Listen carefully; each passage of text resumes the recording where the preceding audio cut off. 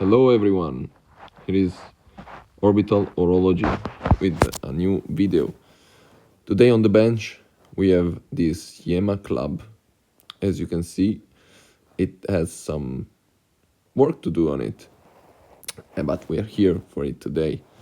What we can say about this watch? Well, you saw on the last video, we found it in a watch lot that I bought on Subito for 20 quid, 20 euro. And yeah, today we're gonna restore it. And as you can see, there are some big scratches on the glass. The case is a bit scratched up, and also, as you can see, there is a missing hand. Actually, there is a hand for it. I just took it off. We'll see later because why. But I already did a small job on this. Like I said, remove this hand, but I did it because I wanted to see if it would work without it. It looked like it would that the hand stopped the movement, and in fact that was the problem. We'll see later why, like I said, but for now, let's take a look on what's inside. And as you will see, as you saw also in the video, if you watched the last video, there is a beautiful FE 233/68B movement. B because of the date complication, and as you can see, it's running pretty good now that I took off the second hand. But we'll do a restoration. You can see how it's gunked up, also the case. But as you can see on the barrel bridge, yeah, we have to clean it up a bit, And yeah, the movement itself is a good French movement, and it's actually a good brand from the time. The FE made great movements, good movements, and yeah. So to start, we will take off this movement. Okay, to remove the movement from the case, we start by removing the movement holder. As you can see, it's a bit stuck, I don't know why, but yeah, it took me some time to get it off. Yeah, but there we go. Now it's come off. Okay, good. Now we have to remove the crown, and to do that we have to unscrew the small screw there, and that will allow us to take the crown out, and because it's actually lifting the lever that blocks the crown from the other side. We'll see later which part is. So after doing that, we can use the cushion to remove the case, and here is the dial. The dial is in pretty good shape. The problem is, as you can see, there are two dots there from another color. I would see later that they are the dial fit, and because of some very old renovation on this watch, they did some type of restoration, and now they are there. But they didn't actually do a great watch, a great work on it. Probably it was a cheaper job, and now this is the result after years. Now we have to remove the hands, and I'm using still the screwdrivers, even though it's not the best choice. I'm actually looking for some good hand levers, but I still have to order them. Now, to the dial fit, we have to unscrew the two screws that blocks them, even though they're a bit strange, the dial fit. I'll show you like in 20 seconds when we take this dial off. But we have to remove those two screws, and it's always the case in these old movements, very simple movements. They have this screw.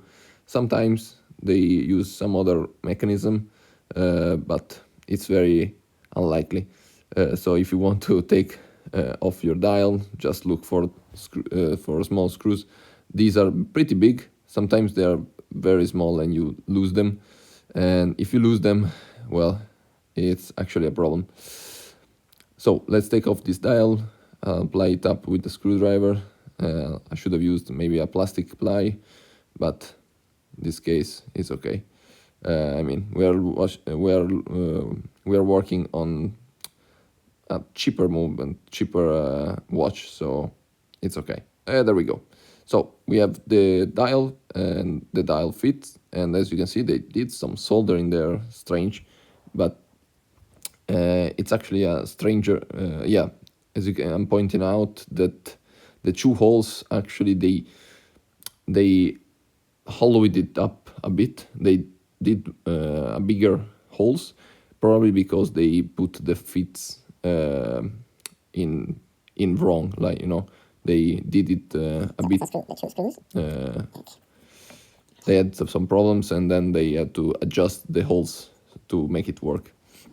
But anyway, we move on to remove the date complication, and we have to remove the date cover. And yeah, those small screws, man, always trying to not lose them. Yeah, so we will open this up, and yeah, as you can see, there was a bit of tension. That is because obviously there is a small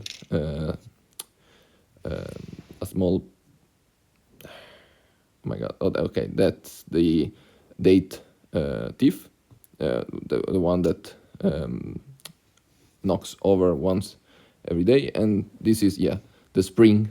That was the spring that holds that against the date ring and make it just skipping one tooth a day and not more. So we have to remove our hands now, not our hands, but our wheel. And after that, we will remove the cover. That's the setting lever. And as you can see, it's one screw. And yeah, okay, the setting lever. Then we have the minute wheel, and then the yoke and the yoke spring, as you can see. And that's the lever that I was telling you about, that was pushing onto the crown to not make it out, you know, that blocks the crown. That's the yoke spring. And now, yeah, that we can remove the two wheels, the ratchet wheel. I want to move around more freely. No, not the ratchet wheel. That engages with the ratchet wheel. The power with a screwdriver. And okay, we are working now on the. So we can actually move a bit better. Yeah, we are moving the power from the main barrel part, so we can take off the balance in a more secure way, you know, which is always best to remove the power from the watch. Okay, there was not a lot of power okay, inside. let's remove the because, like I said, I balance. charged it yesterday evening, and now it's, you know, almost 24 hours later. So yeah. So we have only one screw in this wheel. case, and yeah, we can move on to the balance dial came out side pretty easily. And there we go. Okay, good. And now we can see the escapement, and we are removing now the pallet, the pallet fork, and the pallet fork bridge. In particular, the bridge now. There the bridge goes. And if we hadn't let the power down, we could have had some problems now, you know. But the power is down, and we can remove the pallet fork that was a bit stuck in the hole, probably because of the dirt. Okay. Yeah, I was probably moving the parts. Now we are removing the ratchet wheel, and that screw is still the left, like you have to turn it in the right, in the normal way to take it off. But as you will see, the other wheel, no, as you can see, also I'm removing the click mechanism. In this case, we have this part, and then we have a small spring.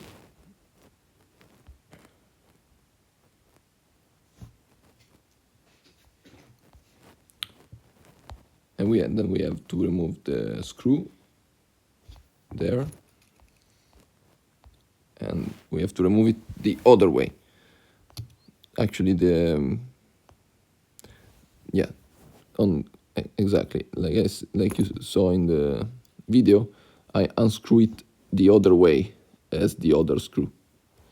That is something you should know before starting watch making, just not watch making, but just when you want to service your first watch, make sure you know that, because if you don't go the right way, you risk to break the screw, and then the watch service is done for the day and for the forever almost. So pay attention to that, yeah. Make sure that you are unscrewing it the right way. And yeah, now we are moving the gear bridge, and we have 2 screws there, and there are 4 wheels under that. And there we go. There it goes. Oh, the escapement is still there. Okay, it's a bit okay. I managed to remove it. Okay, we have 4 wheels. Now we are removing the center wheel. Then we have let's remove the center wheel. Yeah. The third wheel.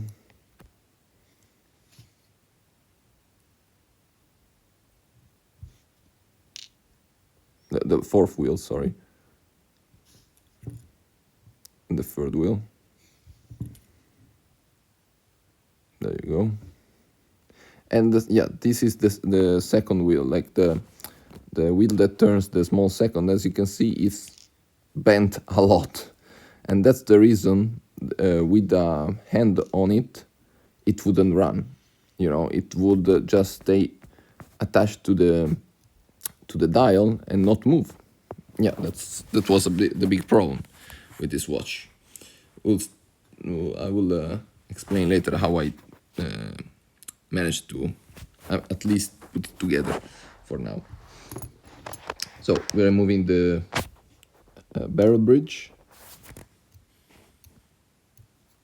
That screw is still needs some unscrewing to do.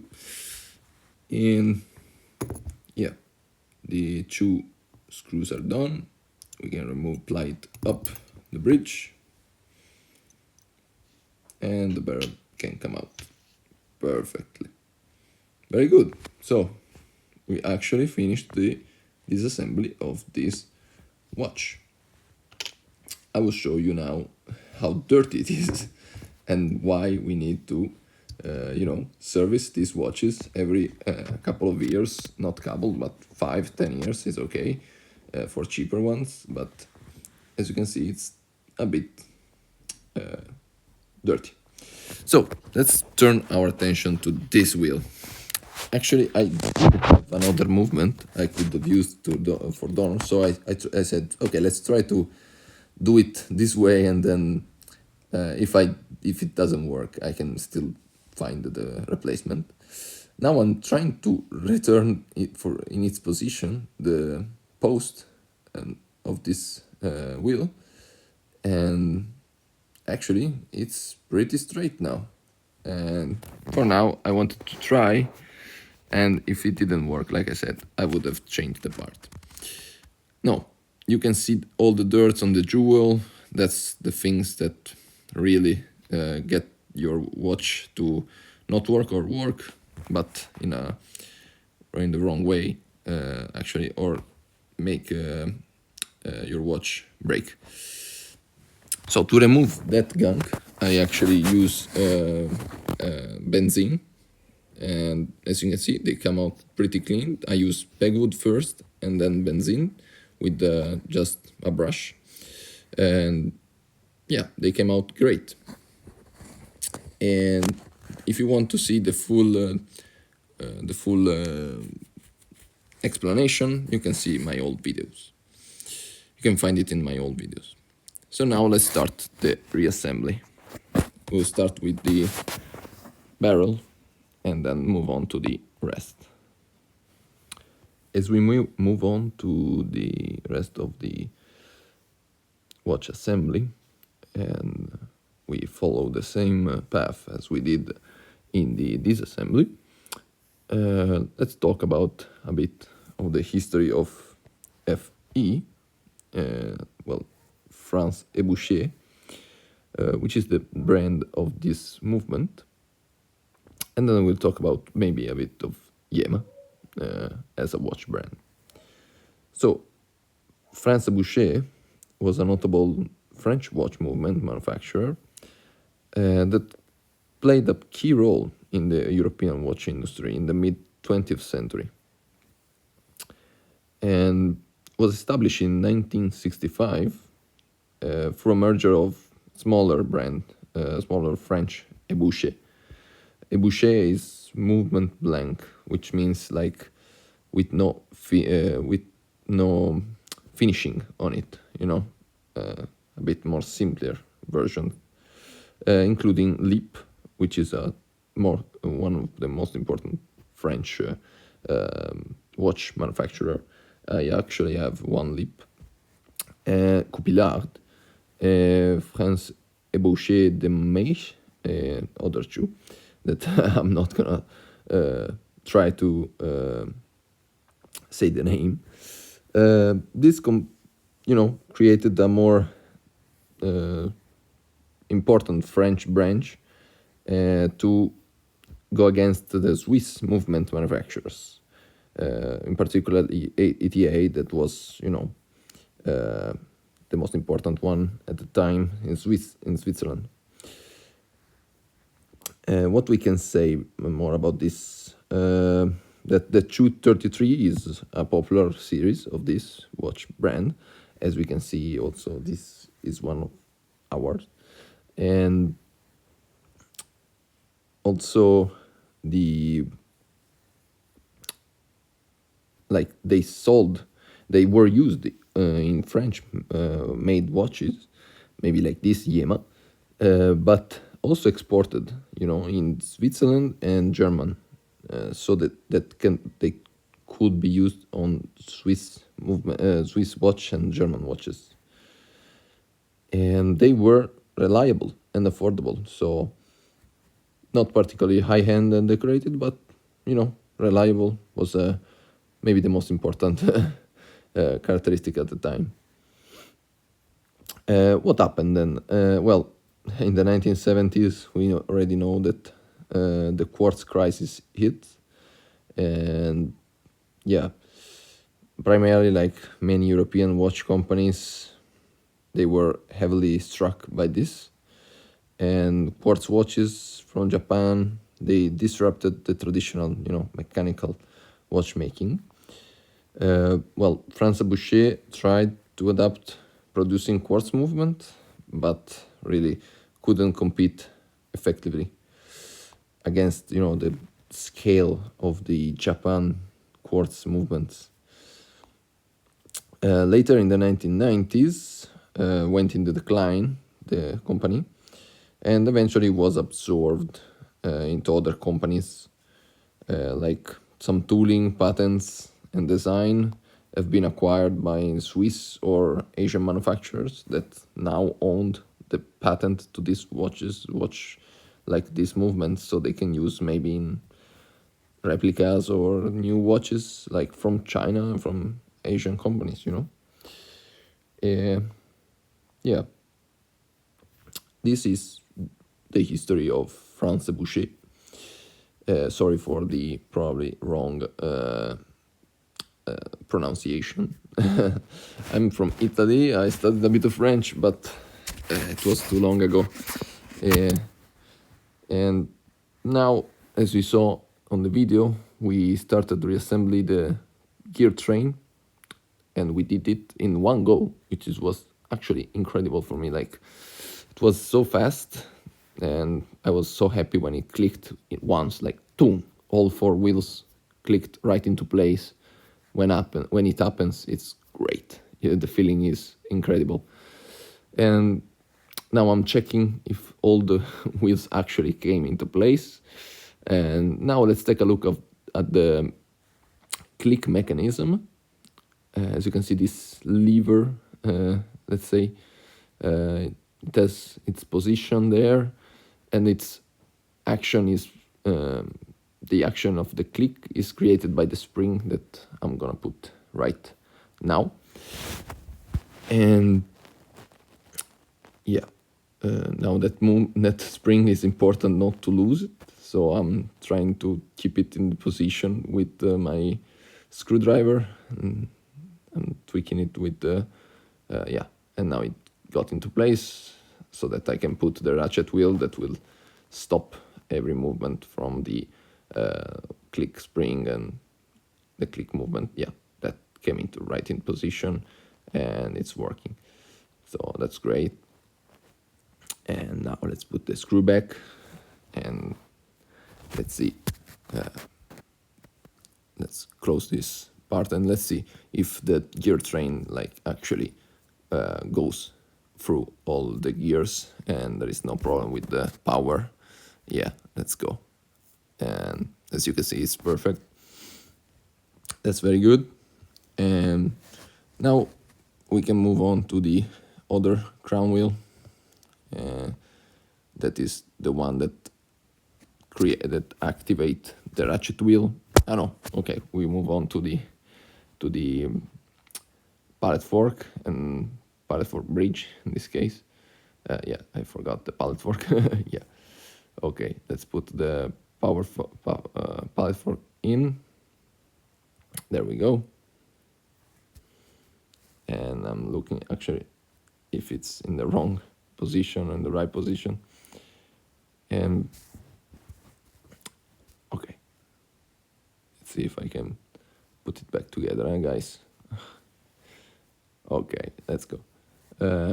Yeah, the jewels for the pallet fork is a bit small, so you have to find it and then try to leave it at that, and then put the bridge on top without moving it too much.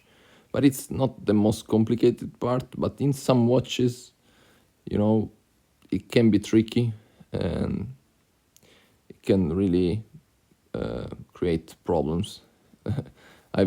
Maybe to me, like, I don't know, probably other people will say is every time is simple, but sometimes I found some watches have a bit more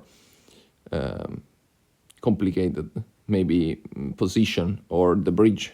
Actually, the bridge is the one that sometimes is a bit, either big, or it has one screw but two posts or one post only, and you have to try the position. So sometimes it can be a bit tricky, but here it came in pretty easily. And now that it's in, we can charge the mainspring with my screwdriver, which is the odd, like, when you don't have a crown, maybe sometimes it happens that the watch loses the crown and you want to try if the watch actually works. You can take a screwdriver and try to wind the mainspring from there, so you can actually see if the watch is running even though you don't have a crown or a stem, which is sometimes what I do. Now I'm checking if the pallet fork is ticking away, like one tick at a time, and the power is like, there is tension, as you can see. Yeah, there you touch it and it goes on the other side. Now I'm having trouble only showing it to you, but it goes. Yeah, there we go. Okay, perfect. That's what we want. We don't want it to be loose, or because if that happens, it means either the mainspring broke or there is some problems with the pallet fork position. So now we put the crown wheel and we can move on to the dial side, and when we do, we'll talk about more about the YEMA story, history.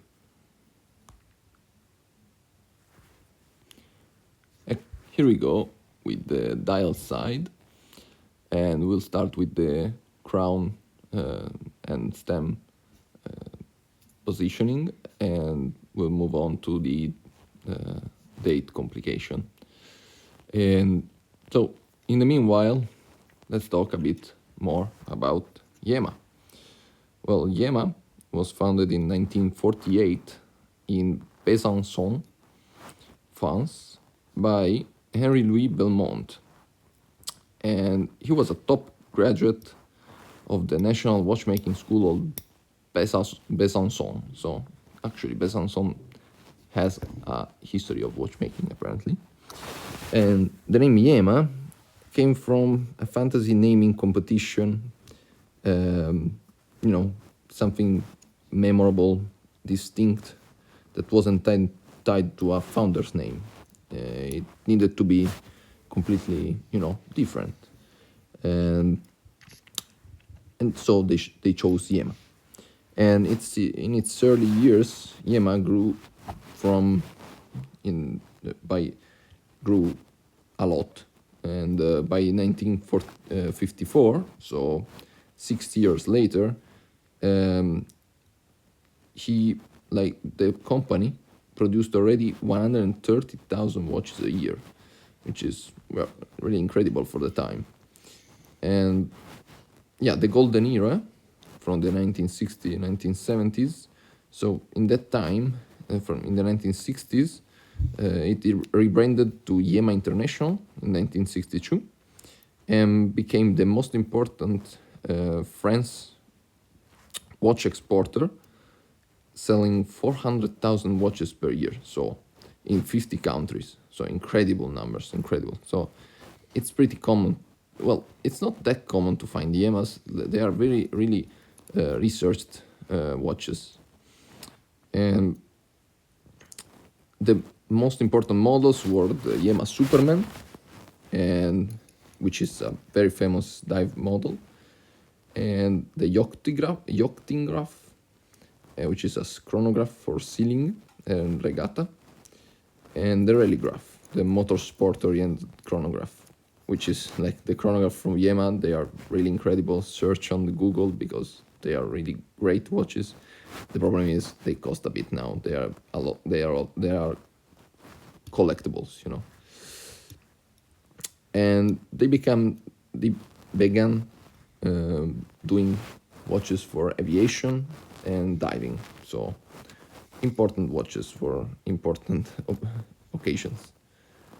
And so the challenges, from the 80s to the 2000s, we know what happens. Like I said earlier, the quartz crisis, that really created problems, and also for YEMA.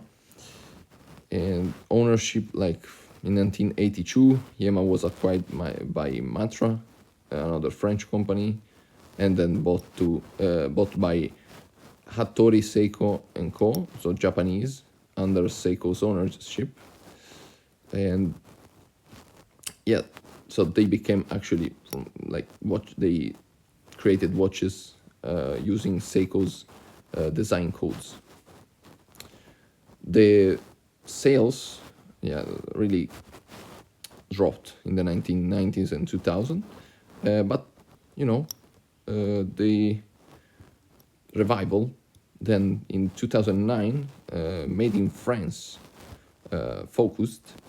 YEMA was acquired by Montre Ambre, also known as Ambre France, a family-owned group based in Morteau, and they really put put focus on YEMA's heritage and French manufacturing, and they started doing in-house movements, and now they are really going great, and you can see them in today's like watch videos and watch you know YouTube is full of YEMAs now, and they are talking about it more and more, which is good for French, for French watchmaking, and also other companies in other countries they are doing the same. In Italy, I think we have OISA, which was a movement and watch manufacturer that now is beginning its revival. And I think it's very important for watchmaking to not lose the heritage that the company has, and really focus on revival. Maybe some models, not the same, but I mean today's key. And we saw like with the Tissot PRX and other watches that the population, like the watch enthusiast, wants like a newer version, but with a design that resembles more the first designs, the great era design, 60s, 70s, and now they are trying to do that, all the companies. Anyway, now we are arrived at the date complication, and now I'm putting the hour wheel, and yeah, so we can close this movement up. Now I'm taking the wheel that spins, and then with a small teeth like move the date by 1 day, and which is very clever. And yeah, that one is the teeth that stops the date wheel from moving more than one teeth at a time. And I'm taking now the cover before putting the spring. I don't know, now I'm taking obviously the date wheel, which is important, and I'm positioning it with the teeth of that inside. Perfect. So that doesn't move. Good.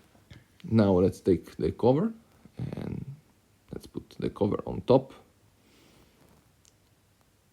Now I'm trying just to find the right positioning for it. And there we go. I think, yeah, got right into place. Perfect. Now we're putting the 2 small screws that we took before and putting it in.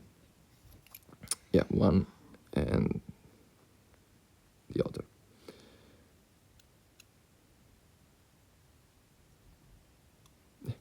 As you can see, I'm not the steadiest hand. I'm still learning, and also like I don't have the finer tools, but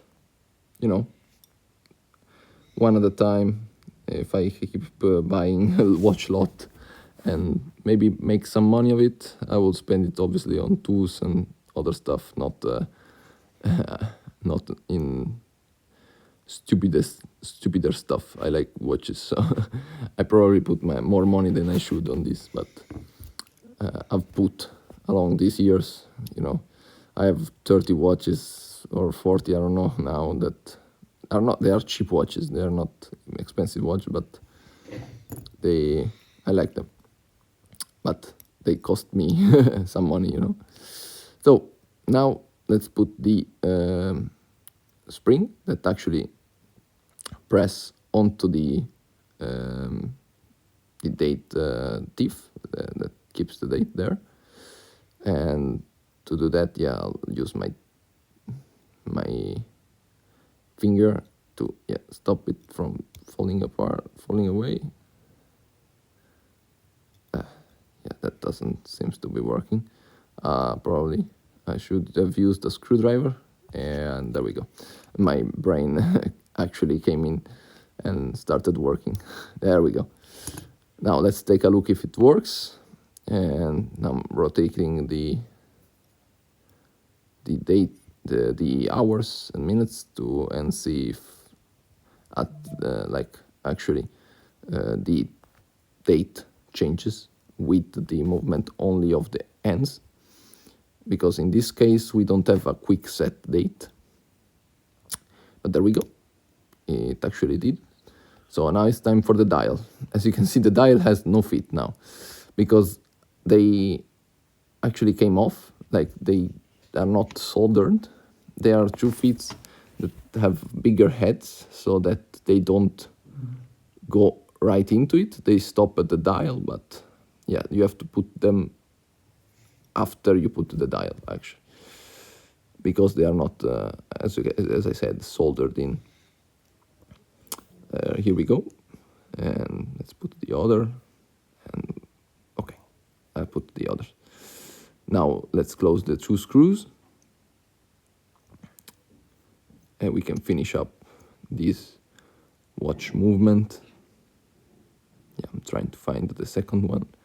There we go.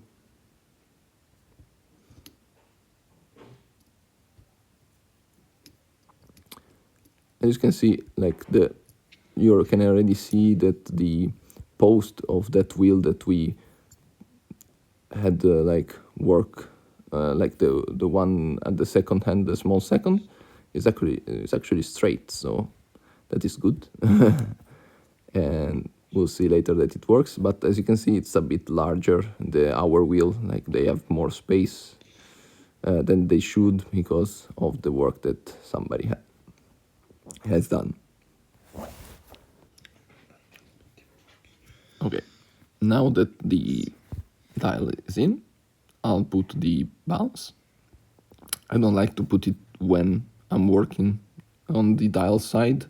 I prefer it on only when I've finished everything, just because I don't want it to like be touched or anything. So yeah, we are putting the lower post in, and yeah, there we go. Let's see if it starts. There we go. Okay, perfect. That's the best thing that can happen when you are restoring a watch, and that's great. So it's working pretty good and very nice. We can add the screw very gently, not slip with the screwdriver, because if you slip and you go on the balance or the spring, you are really done and you're gonna be very angry. But it didn't happen, so that's great. And now I'm owning the jewels of the wheels, and I'm putting the oil that I don't remember the code, but as I said, like I'm not the best. You shouldn't take me for lessons, you know. But if you enjoy this hobby and you want, maybe you have the same movement, maybe I can be of some help. But okay, now I'm trying to wind it up, and I'll show you the work itself if it's working. Yeah, there we go. And as you can see, it's good. The amplitude is good, so we can move on to the hands, and we can put the hands in. So first we'll put the the small second. That's the first one that we want to try and see if it's working. Yeah, I have to go really close to it and find it. Yeah, perfect. There we go. So it's working and it doesn't touch the dial, so that's great. And we can move on to the bigger one, so the hour hand and the minute hand. I'm using the okay. Before that, I have to put the dial. I have to move the hands to see when the date changes. As soon the date changes, I have to stop, and then I can put the, there we go, I'm showing perfectly. Now I'm moving just the hour and minute until the date changes, so we can put the hand in position at midnight, and that from that we can, it then works for the other days, you know. And tuck, there we go. Okay, so the date is perfect. We can move to put in the hands at midnight. To do that, you know, we use the hand presser tool. Hand press tool is just a stick with two hands ends with the holes on it in it, and you push the with the bigger the hour hand, and then with the smaller one you use it for the minute hand. Yeah, so you can see the stick took, and when it's in, and let's put the minute hand, sorry, in, and so it's perfectly aligned. Now I'm a bit forward, but it's actually, I probably had to re-put that minute end, but I didn't film it, so it's okay. And yeah, as you can see, I'm actually a bit before, but I put it back in the right position, but it's okay. For now, it's okay. Yeah, but as you can see, it's aligned, actually. It's pretty aligned. Now I'm searching for the date changes. Let's see when it changes. If it's close to midnight, it's good. And there we go. Perfect. In between the first and like the last minute of the hour and the first minute, 5 minutes, it's in that 10 minutes range. It's fantastic. So from here, I actually went to work on the case, and I polished the crystal and the case itself, but I didn't actually film it because I've already filmed once or twice the restoration that I do on the glass, on the crystal. So if you want to see it, just check one of my video, latest video, and you will find it. Here I'm just removing the crown so I can put it back in the watch. And let's see the final result. That's a beautiful YEMA watch. I really like it. Now it's in wearable condition, and I put this, strap. It's cheap as my watches, but it's in very great shape, working perfectly. I will show you the time grapher, but it's working great. And let's see at the wrist, how is it? And then I think I'll see you at the next video. Thanks for the support you're giving me, and thanks for the follows and likes. Please like and subscribe. Bye bye.